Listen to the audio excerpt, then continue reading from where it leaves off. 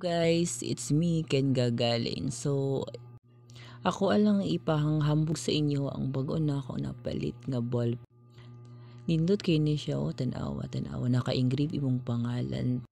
O nya dapat yung siya duha ka o yung sa man di man matanggal. So, balik na tada. So duha na siya nga extra ink para ani siya kung mahurot ka maka-refill ka dayon. Pero tanawa nice ka ayo pang social, ingon pang dato-dato pero dili good kanang naong lang niya pero bitaw nice kaayo siya o makainggit yung pangalan.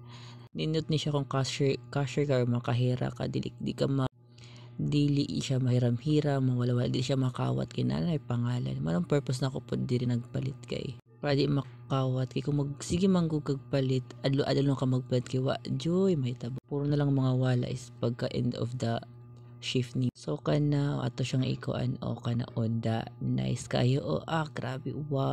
So, diba? So, mao lang to. Nindot kaayo sis.